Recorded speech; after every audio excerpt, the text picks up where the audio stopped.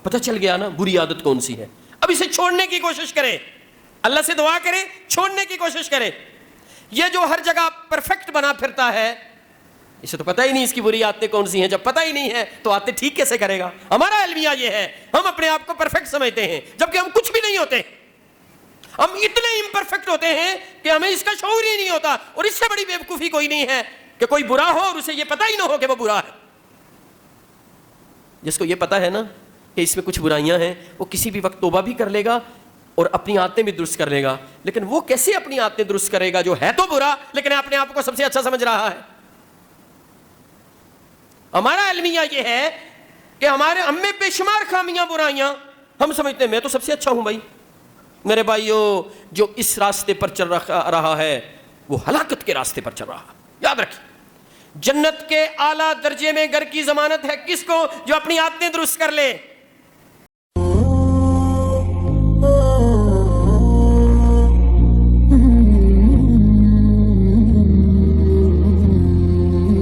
قسم کی حمد و ثنا اور کبریائی اللہ تبارک و تعالیٰ کی پاک ذات کے لیے ہے. بے شمار درود و سلام محمد الرسول اللہ صلی اللہ علیہ وسلم پر کہ جن کی پیروی میں ہی ہماری دنیا کی اور آخرت کی کامیابی ہے. جب انسان کی فکر درست ہو تو اس کا عمل بھی درست ہوتا ہے. اس لیے اپنے اعمال کی درستگی کے لیے یہ بات لازم ہے کہ آدمی فکری انتشار سے اپنے آپ کو بچا کے اپنی سوچ و فکر درست کرے. درست سوچ و فکر درست راستے کے انتخاب میں معاون ہے اور آدمی درست راستے کا انتخاب کرتا ہے. اور جس کی سوچ و فکر درست نہیں ہے یقیناً وہ اس راستے کا انتخاب نہیں کر سکتا جو کامیابی والا راستہ ہے, جو راستہ سیدھا جنت کو جاتا ہے.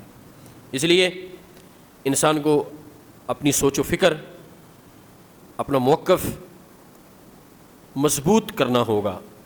اسے یہ جاننا ہوگا وہ دنیا میں کیوں آیا ہے, اسے یہ جاننا ہوگا اس کی تخلیق کا مقصد کیا ہے, اسے یہ جاننا ہوگا دنیا کیا ہے, اس کی اہمیت کیا ہے, اسے یہ جاننا ہوگا آخرت کیا ہے, اس کی اہمیت کیا ہے, اسے یہ جاننا ہوگا کامیابی کیا ہے, ناکامی کیا ہے, اسے یہ جاننا ہوگا میں نے دنیا میں کرنا کیا ہے, اسے یہ جاننا ہوگا دنیا کی زندگی میں مجھ پر اہم ترین ذمہ داریاں کون سی ہیں. یہ باتیں جب آدمی جان لے گا تو یوں سمجھیے اس کی فکر درست ہو گئی. جب اس کی فکر درست ہو گئی درست راستہ اس کے سامنے ہوگا. جب درست راستہ اس کے سامنے ہوگا فکر کی درستگی کی وجہ سے اسے درست راستے پر چلنا آسان لگے گا اور یہ بات اس کے لیے آسان ہو جائے گی.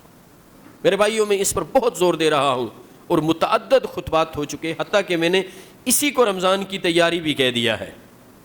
یعنی اسی کو رمضان کی تیاری بھی کہہ دیا ہے کہ رمضان سے قبل رمضان کی تیاری. جو شخص اپنی فکر کو درست کر لے گا وہ رمضان کے آنے سے پہلے بھی دنیا سے چلا گیا انشاءاللہ کامیاب ہو جائے گا. اور ہم میں سے کسی کو یہ نہیں پتا ہماری زندگی میں رمضان آئے گا بھی یا نہیں. اصل تیاری اس بات کی ہے کہ ہم ہمیشہ کی کامیابی حاصل کر لیں. اور یاد رکھیے, فکر کی درستگی کے لیے آج کی نشست کی آخری بات کرنے چلا ہوں اور اس کے بعد ہم اسی موضوع کو رمضان المبارک کے بعد انشاءاللہ یہیں سے شروع کریں گے. رمضان المبارک میں چونکہ متفرق خطبات ہوتے ہیں, یعنی متفرق سے مراد کسی ایک موضوع پر گفتگو نہیں ہوتی بلکہ مختلف موضوعات اور مختلف باتیں رمضان کے 4 جمعوں میں ضرور بیان کرتا ہوں. میری عادت ہے اور اس کی وجہ یہ ہوتی ہے کہ رمضان المبارک کا لوگوں کی کثیر تعداد میں مسجدوں کا رخ کرنا, تو ان کے حوالے سے جو انتہائی اہم باتیں ہیں وہ میں متفرق گزارشات کی شکل میں پیش کرتا ہوں. میرے بھائیوں, فکر و عمل کی درستگی کے لیے گزشتہ خطبے میں نے یہ بات کہی تھی کہ اہل ایمان نے اللہ سے سودا کر لیا ہے کہ وہ اپنی جانوں پر اور اپنے مالوں پر اللہ کا حکم چلائیں گے. اللہ نے انہیں جان و مال پر تصرف کا جو اختیار دیا ہے وہ اختیار اپنے اللہ کو واپس کرتے ہیں. یہ سودا ہے. اللہ نے آپ کو جان بھی دی, آپ کو مال بھی دے دیا, ساتھ جان و مال پر تصرف کا اختیار بھی دے دیا کہ جس طرح چاہو اپنی جان اور اپنے مال کو استعمال کرو. پھر اس کے ساتھ اللہ نے یہ سودا کیا کہ اختیار مجھے واپس کرو, اس کے بدلے میں تمہیں جنت دوں گا. جان تمہارے پاس ہے, مال تمہارے پاس ہے, اختیار میرا چلے گا, اس کے بدلے تجھے جنت ہے. یہ اہل ایمان سے اللہ نے سودا کر لیا ہے. اب میرے بھائیوں, جو اپنی جان پر اپنی مرضی نہ چلائے, اپنی خواہش نہ چلائے, اپنا اختیار نہ چلائے, اپنی مرضی کے مطابق وہ اپنی جان میں تصرف نہ کرے. اسی طرح مال جو اس کے پاس ہے اس نے محنت سے کمایا ہے, اس کے خرچ میں بھی وہ اللہ رب العزت کے حکم کا پابند ہو, اپنی مرضی نہ کرے, اپنی منشا خواہش چاہت کو اللہ کے حکم کی چھری سے ذبح کر دے, تو یہ اللہ سے اس کا درست سودا ہے. یہی اللہ کی منشا ہے کہ دنیا میں اس زندگی میں تم اللہ سے اپنی چاہتوں کا, اپنی خواہشوں کا, اپنی مرضی کا سودا کرو. اور آپ جانتے ہیں انسان کے لیے یہ بات بڑی آزمائش ہوتی ہے کہ وہ اپنی چاہت, اپنے شوق, اپنے من کی مرضی کی قربانی دے دے. یہ انسان بڑا جھگڑالو ہے, یہ بڑا احمق اور بیوقوف ہے. یہ ہر جگہ اللہ کے حکم پر چلنے کے لیے تیار ہو جائے گا, لیکن جب اس کی خواہش کے کوئی خلاف بات ہوگی نا, جب خواہش سامنے آ جائے گی, اس کی مرضی, اس کی چاہت, اس کی میں, وہاں یہ اللہ کے حکم کو روند ڈالے گا. اس کو کہو نماز پڑھو, پڑھ لے گا. اس کو کہو روزہ رکھو, رکھ لے گا. اس کو کہو تسبیح کر لو, کر لے گا. اس کو کہو تلاوت کرو, کر لے گا. اس کو کہو اپنے بھائی کو جس نے تیرے ساتھ زیادتی کی ہے اور تو اس میں طاقت سے بھی زیادہ ہے, اثر و رسوخ سے بھی زیادہ ہے, اس کو معاف کر دو, کہے گا نہیں نہیں یہ تو مشکل کام ہے, یہ تو میں نہیں کرتا جی. مولوی صاحب رہن دیو, اس میں نو بڑا ستایا, تو انہوں نہیں پتا. اب کیا آ گئی, اب اس کی میں آ گئی, اس کی خواہش آ گئی, اس کی چاہت آ گئی. اب کہتا ہے نہیں میں اپنی خواہش پوری کروں, اپنی مرضی پوری کروں. یہاں قربانی نہیں دے گا اپنی مرضی کی. محمد الرسول اللہ صلی اللہ علیہ وسلم نے فرمایا, جو حدیث سنانے چلا ہوں سوچ کے نہیں آیا تھا, نہ ہی اس موضوع کے متعلق تھی, اب فی البدی بات اس جانب چل گئی ہے. آپ کو خوبصورت حدیث سناتا ہوں جسے امام ابو داؤد بیان کرتے ہیں. اللہ اکبر. حضرت ابو امامہ باہلی رضی اللہ تعالی عنہ حدیث کے راوی ہیں. میں اور آپ اس حدیث کے آئینے میں اپنا چہرہ ضرور دیکھیں. رسول اللہ صلی اللہ علیہ وسلم نے فرمایا, انا زعیم ببیت فی ربض الجنہ لمن ترک المراء وان کان محقا وببیت فی وسط الجنہ لمن ترک الکذب وان کان مازحا وببیت فی اعلی الجنہ لمن حسن خلقہ او کما قال صلی اللہ علیہ وسلم. رسول اللہ صلی اللہ علیہ وسلم نے فرمایا, میں اس شخص کو جنت کے کنارے میں ایک گھر لے کے دینے کی ضمانت دیتا ہوں. کیا فرمایا, میں ضامن ہوں, میں اسے جنت کے کنارے پر ایک گھر لے کے دوں گا. جنت کے اطراف میں, اس کے آؤٹ سکرٹس میں, اس کے باہر کے ایریے میں جو کالونی ہے, جو سیکٹر ہے, اس میں اسے ایک گھر لے کے دوں گا. میں ضمانت دیتا ہوں. کس کو؟ فرمایا جو حق پر ہونے کے باوجود جھگڑا چھوڑ دے. ہم میں سے کتنے رفع یدین کرنے والے اور فاتحہ پڑھنے والے اور سینے پر ہاتھ باندھنے والے حق پر ہونے کے باوجود جھگڑا چھوڑ دیتے ہیں؟ پتہ تو یہاں چلے گا نا. ہم تو نہ حق جھگڑا کرتے ہیں, حق پر ہونے کے باوجود جھگڑا چھوڑنا تو دور کی بات, نہ حق جھگڑا کرتے ہیں. میں حق پر ہوں, دوسرا حق پر نہیں ہے, اور مجھے یہ کہا جائے کہ تجھے جنت کے کنارے گھر ملے گا, پیچھے ہٹ جاؤ, میں کہوں گا مجھے گھر نہیں چاہیے, پیچھے نہیں ہٹتا. ہم ایسے ہیں یا نہیں؟ دیکھیے اپنے گریبانوں میں, دیکھیے کیا ہم نے اللہ سے اپنی چاہت اور مرضی کا سودا کیا ہوا ہے؟ یہ تربیتی نشست ہے. تعلیم حاصل کیجئے, اپنی تربیت کیجئے.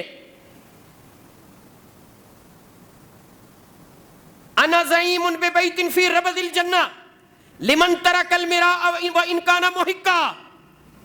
حق پر ہونے کے باوجود فساد سے بچنے کے لیے, لڑائی سے بچنے کے لیے, تصادم سے بچنے کے لیے, اپنے آپ کو کسی ایسے راستے پر ڈالنے کے لیے کہ جس کا انجام اچھا نہیں ہے, یہ پیچھے ہٹ جاتا ہے. فرمایا اسے جنت کے کنارے میں ایک گھر کی ضمانت ہے. دنیا میں کتنا ایک فائدہ چھوڑے گا اپنا, معمولی سی چیز ہوگی نا کوئی, اس کی قربانی دے گا. یہ قربانی ہے. میں آپ کو یہ سمجھانا چاہتا ہوں, آج اپنی چاہت کو قربان کر دیا, اس معمولی فائدے کی خاطر جھگڑے سے بچنے کے لیے پیچھے ہٹ گیا. لوگ یہ بھی کہیں گے بڑا بزدل ہے. ہمارے ہاں جو جھگڑا کرے اسے کہتے ہیں بڑا بہادر ہے, اور جو جھگڑے سے پیچھے ہٹ جائے کہتے ہیں بڑا بزدل ہے. اور محمد رسول اللہ صلی اللہ علیہ وسلم اسے بہادر کہتے ہیں جو جھگڑا چھوڑ دے, جو غصے میں اپنے آپ پر قابو رکھے, اسے بہادر کہتے ہیں. اب بتلائیے شریعت کا حکم کیا ہے اور ہم اسلام کو کیا سمجھے ہیں؟ صحیح بخاری میں حدیث ہے، رسول اللہ صلی اللہ علیہ وسلم نے فرمایا لیس الشدید بالسرعہ انما الشدید الذی یملک نفسہ عند الغضب، پہلوان وہ نہیں جو کشتی میں دوسرے کو گرا دے، بلکہ پہلوان وہ ہے جو غصے میں اپنے آپ پر قابو رکھے، کہ جب اسے غصہ آئے غصے کو پی جائے اور غصے سے اپنی زبان و ہاتھ سے وہ کام نہ کرے جس سے اللہ اور اس کے رسول صلی اللہ علیہ وسلم نے منع کیا۔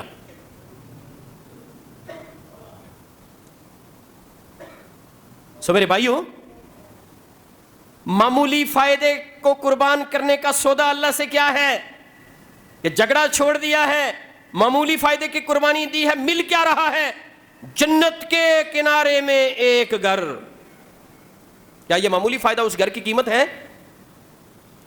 چھوٹی سی قربانی ہے، نفع کتنا ہوا ہے؟ یہ سودا ہے نا، اللہ سے سودا کیا ہے، چھوٹی سی قربانی دی ہے۔ کس چیز کی قربانی؟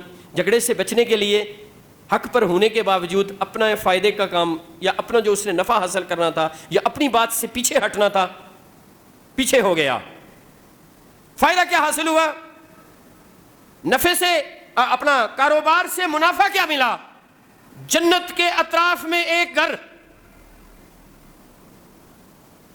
اس لیے رسول اللہ صلی اللہ علیہ وسلم نے فرمایا کل الناس یغدو فبائع النفس فموتقها او موبقها، فرمایا ہر ایک آدمی صبح کرتا ہے اور دن بھر اللہ سے کاروبار کرتا رہتا ہے، جب شام ہوتی ہے، صبح ہوتی ہے، جب صبح ہوئی گھر میں بیٹھا ہے یا گھر سے نکل گیا ہے، کاروبار شروع ہو گیا ہے، اللہ سے تجارت شروع ہو گئی ہے، اپنے نفس کو اس نے بیچ دیا ہے۔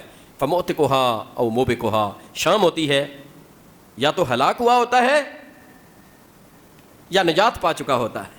یعنی اگر اللہ رب العالمین کی مرضی کے مطابق دن بھر گزارا ہے، اس کے حکم کو غالب کیا ہے، اس کے حکم کی چھری سے اپنی چاہتوں کو ذبح کیا ہے اور اس کے حکم کی تعمیل کی ہے، تو پھر شام کو کامیاب ہو گیا ہے، بچ گیا ہے، اپنے نفس کو اس نے بچا لیا ہے۔ اور اگر سارا دن اپنی مرضی کرتا رہا اور اللہ کے حکم کی مخالفت کرتا رہا تو فرمایا اس نے اپنے نفس کو ہلاک کر دیا۔ اب دوسرا شخص کون ہے؟ وَبِبَيْتٍ فِي وسط الجنہ لمن ترک الکذب وان کان مازحا، اور اس شخص کو جنت کے وسط میں، جنت کے درمیان میں جو سیکٹرز ہیں نا، وہاں پہ ایک گھر کی ضمانت دیتا ہوں، اس کے کاغذات اور رجسٹری مجھ سے لے لے آ کے۔ محمد صلی اللہ علیہ وسلم نے کیا فرمایا؟ اس گھر کی رجسٹری میرے پاس ہے، مجھ سے لے لے، میں ضمانت دیتا ہوں، میں رب سے رجسٹری لے کے دوں گا۔ کس کو؟ فرمایا جو مذاق میں بھی جھوٹ نہ بولے۔ اپریل فول، یہ آج اپریل فول ہے، یہ اتفاق سے بات آ گئی ہے۔ اپریل فول، پر مسلمان فول نہیں ہوتا، وائز، سین، عقل مند ہوتا ہے۔ یہ فول تو ہوتا ہی نہیں، یہ فول وہ ہیں جو مسلمان نہیں ہیں، یہ ان کا دن ہے۔ وہ واقعی فول ہیں اور فلش ہیں، وہ بیوقوف ہیں اور احمق ہیں۔ مسلمان تو عقل مند ہے اور شعور والا ہے۔ ابھی آپ کو بتاؤں گا آگے حدیث میں عقل مند کون ہے، یہ باتوں سے بات نکل آئی ہے۔ تو جو بیوقوف ہیں انہوں نے بیوقوفوں والے کام کرنے ہیں یا نہیں؟ تو وہ بیوقوفوں والے کام کر کے اپریل فول بناتے ہیں۔ مسلمان عقل مند ہے، اسے عقل مندوں والے کام کرنے ہیں۔ اور آگے چل کے بتاؤں گا کہ عقل مند کون ہے، کس کو رسول اللہ صلی اللہ علیہ وسلم نے عقل مند ترین کہا ہے۔ سو میں عرض کر رہا تھا کہ میرے بھائیوں دیکھیے ہم اللہ سے کیا سودا کر رہے ہیں، روزانہ کیسی تجارت کرتے ہیں۔ فرمایا تیسری بات وَبِبَيْتٍ فِي أَهْلِ الْجَنَّةِ، اور میں تمہیں جنت میں جو سب سے وی آئی پی سیکٹر ہے، اللہ اکبر، اللہ فی اعلی الجنہ، جنت کے اعلیٰ ترین علاقے میں جو فردوس ہے، جس کالونی، جس سیکٹر کا نام فردوس ہے، میں اس میں تمہیں گھر لے کے دوں گا۔ تم نے کرنا کیا ہے؟ کرنا یہ ہے لمن حسن خلقا، جو اپنے اخلاق کو اچھا کر لے۔ اللہ اکبر، اخلاق کیا ہے؟ اخلاق خلق سے ہے، خلق کے معنی ہوتے ہیں عادت، اخلاق کے معنی عادات کو درست کر لے۔ عقیدہ تو درست کر لیا، عادت وہی ہے۔ شرک کرتا تھا، شرک سے توبہ کر کے اہل توحید میں شامل ہو گیا ہے، بہت بڑا کارنامہ ہے، واقعی بہت بڑا کارنامہ ہے، اس نے شرک چھوڑا ہے۔ لیکن جب شرک کرتا تھا، اگر اس وقت بھی جھوٹ بولتا تھا، ابھی جھوٹ بول رہا ہے، جھوٹ کی عادت نہیں چھوڑتا۔ اس وقت بھی زبان کا سخت تھا، اب بھی زبان کا سخت ہے۔ اس وقت بھی دل کا سخت تھا، اب بھی دل کا سخت ہے۔ اس وقت بھی دوسروں کے ساتھ ظلم اور زیادتی کرتا تھا، اب بھی کر رہا ہے، اس وقت بھی غیبت کرتا تھا، اب بھی غیبت کر رہا ہے، اس وقت بھی کردار کشی کرتا تھا، اب بھی کر رہا ہے۔ اور اللہ کے بندے، عقیدہ بدل دیا ہے، عادتیں تو بدلو۔ اب عادتیں آدمی کب بدلتا ہے؟ جب اپنی عادت پہ آدمی فوکس کرتا ہے، سب سے پہلے یہ جاننے کی کوشش کرتا ہے کہ میرے اندر کون سی بری خصلت اور عادت ہے۔ فوکس کرنے سے پتا چلے گا کہ میرے اندر یہ جو عادت ہے، یہ جو بات بات میں اپنی بیوی کو گالیاں نکالتا ہوں، باہر لوگوں سے تو بڑا اچھا ہوں، اپنے دفتر میں بھی، اپنی مسجد میں بھی بات بات پہ بیوی کو گالی نکالتا ہوں، تو بہت بری بات ہے۔ اب پتہ چل گیا نا بری عادت کون سی ہے۔ اب اسے چھوڑنے کی کوشش کرے، اللہ سے دعا کرے، چھوڑنے کی کوشش کرے۔ یہ جو ہر جگہ پرفیکٹ بنا پھرتا ہے، اسے تو پتہ ہی نہیں اس کی بری عادتیں کون سی ہیں۔ جب پتہ ہی نہیں ہے تو عادتیں ٹھیک کیسے کرے گا؟ ہمارا المیہ یہ ہے، ہم اپنے آپ کو پرفیکٹ سمجھتے ہیں، جبکہ ہم کچھ بھی نہیں ہوتے۔ ہم اتنے امپرفیکٹ ہوتے ہیں کہ ہمیں اس کا شعور ہی نہیں ہوتا۔ اور اس سے بڑی بیوقوفی کوئی نہیں ہے کہ کوئی برا ہو اور اسے یہ پتہ ہی نہ ہو کہ وہ برا ہے۔ جس کو یہ پتہ ہے نا کہ اس میں کچھ برائیاں ہیں، وہ کسی بھی وقت توبہ بھی کر لے گا اور اپنی عادتیں بھی درست کر لے گا۔ لیکن وہ کیسے اپنی عادتیں درست کرے گا جو ہے تو برا لیکن اپنے آپ کو سب سے اچھا سمجھ رہا ہے؟ ہمارا المیہ یہ ہے کہ ہم میں بے شمار خامیاں، برائیاں، ہم سمجھتے ہیں میں تو سب سے اچھا ہوں۔ بھائی میرے بھائیوں، جو اس راستے پر چل رہا ہے وہ ہلاکت کے راستے پر چل رہا ہے۔ یاد رکھیں، جنت کے اعلیٰ درجے میں گھر کی ضمانت ہے کس کو؟ جو اپنی عادتیں درست کر لے۔ یہ عادتیں درست کرنا ہی تو خواہش کی قربانی ہے۔ یہ جو من میں کھڑپینچی کی عادت ہے، یہ ٹوٹنی بڑی مشکل ہے۔ ابو جہل کے آڑے یہی اس کی عادت آئی تھی۔ وہ جانتا تھا، ابو لہب جانتا تھا میرا بھتیجا سچ کہتا ہے، اس کی بات صحیح ہے، یہ درست راستے پر ہے، لیکن وہ کہتے تھے میں اتنا بڑا سردار اس بھتیجے کے پیچھے لگ جاؤں، بھتیجا آگے اور میں پیچھے۔ یہ مسئلہ تھا ابو جہل کا، ابو لہب کا یہ مسئلہ تھا۔ یہ وہ میں ہے جو آدمی کو کہیں کا نہیں چھوڑتی، اسی کو تکبر بھی کہتے ہیں۔ ہاں، اس میں کی قربانی، اس میں کا اللہ سے سودا کرنا پڑے گا۔ یا اللہ نہیں، تیرا حکم چلے گا، میری مرضی نہیں چلے گی۔ ہم کسی سے خوش ہو جائیں، اپنا سب کچھ اسے دینے کے لیے تیار ہو جاتے ہیں، کسی سے ناراض ہو جائیں تو سب کچھ اس سے چھیننے کے لیے تیار ہو جاتے ہیں۔ یہ میں ہے، ایکسٹریمسٹ ہے نا۔ ایکسٹریمسٹ ایسا ہی ہوتا ہے، جو ایکسٹریمسٹ ہوتا ہے وہ ایسے ہی ہوتا ہے، خوش ہو جائیں سب کچھ دینے کے لیے تیار ہے، ناراض ہو جائیں سب کچھ چھیننے کے لیے تیار ہے۔ بھئی یہ کون سا معیار ہے؟ سو میرے بھائیو، یاد رکھیے یہ اللہ سے سودا ہے، اپنی جانوں کا، اپنے مال کا۔ میں کہتا ہوں میرا مال، میں جیسے مرضی چاہوں اس پہ تصرف کروں۔ نہیں بھائی، مال میرا نہیں ہے، مال میرے اللہ کا ہے، اس کا حقیقی مالک اللہ ہے۔ امانتاً اللہ نے مجھے دیا ہے، میرے پاس اللہ نے امانت رکھی ہے، امانت کے استعمال کا طریقہ بھی بتلایا ہے۔ میری چاہت نہیں چلے گی، میری مرضی نہیں چلے گی، اللہ کا حکم چلے گا۔ اہل ایمان کا یہ طریقہ ہے۔ انما كان قول المؤمنین اذا دعوا الى الله ورسوله ليحكم بينهم ان يقولوا سمعنا واطعنا واولئك هم المفلحون۔ جب رفع یدین کی بات ہو، ہم یہ آیت اٹھ کے پڑھتے ہیں، کھڑے ہو کے پڑھتے ہیں، بیٹھ کے پڑھتے ہیں، گلا پھاڑ کے پڑھتے ہیں، اور جب باقی معاملات ہوں، لین دین کی بات ہو، سود کی بات ہو، حلال کی بات ہو، خواہشات کی قربانی کی بات ہو، ہم یہ آیت ہی بھول جاتے ہیں۔ اللہ کے بندو، یہ آیت تمام احکامات کے لیے ہے۔ انما کان قول المؤمنین اذا دعوا الى الله ورسوله ليحكم بينهم ان يقولوا سمعنا واطعنا واولئك هم المفلحون۔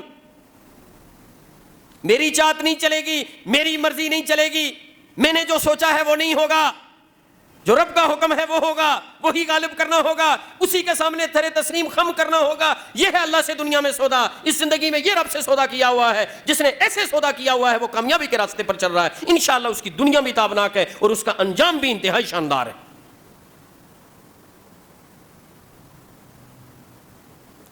سو میرے بھائیوں، یاد رکھیے، ہم نے اللہ اور اس کے رسول کی مرضی کے مطابق چلنا ہے، مرضی کے مطابق چلنا ہے۔ اور جیسے میں نے عرض کیا نا، خواہش کی قربانی اور چاہت کی قربانی، میں کی قربانی، من کی قربانی، طبیعت کی قربانی، یہ بڑی مشکل بات ہے۔ لیکن جو اہل تقویٰ ہیں وہ ہمیشہ یہ قربانیاں دیتے آئے ہیں۔ اہل تقویٰ میں سے ایک متقی شخص کا واقعہ سناتا ہوں، اور اس شخصیت کا نام سیدنا فاروق اعظم رضی اللہ تعالیٰ عنہ ہے۔ آپ سبھی جانتے ہیں نا، عمر فاروق رضی اللہ تعالیٰ عنہ کتنے غصے والے، کتنے جلال والے۔ نبی علیہ السلام سے زیادہ ان سے عورتیں ڈرتی تھیں۔ جب وہ آ جاتے نا نبی علیہ السلام کے پاس، ادھر قریب میں عورتیں ہوتی نا تو وہ بالکل سمجھ جاتی وہاں پہ کہ عمر آ گئے ہیں۔ لوگ ان سے بڑے ڈرتے تھے. اب عمر ہماری طرح غصے والے تھے کہ غصہ آ گیا تو پھر نہ آؤ دیکھا نہ تاؤ, نہیں. اللہ اکبر. ایک واقعہ آپ کو بیان کرتا ہوں. یہ جو آیت ہے نا سورہ اعراف کی, خذ العفو وامر بالعرف واعرض عن الجاہلین, اس کی تفسیر میں یہ واقعہ بیان ہوا ہے. امام ابن کثیر نے بھی بیان کیا ہے اور دوسرے محدثین نے بھی, دوسرے مفسرین نے بھی اس واقعے کو بیان کیا ہے. ایک شخص تھے حر بن قیس, وہ عمر فاروق رضی اللہ تعالیٰ عنہ کے مشیر تھے. ان کے پاس ان کا چچا آ گیا عیینہ بن حصن, اور وہ آ کے کہنے لگا کہ میرے بھتیجے مجھے حضرت عمر سے ٹائم لے کے دو, میں ان سے ملنا چاہتا ہوں. انہوں نے حضرت عمر سے ٹائم لے کے دیا.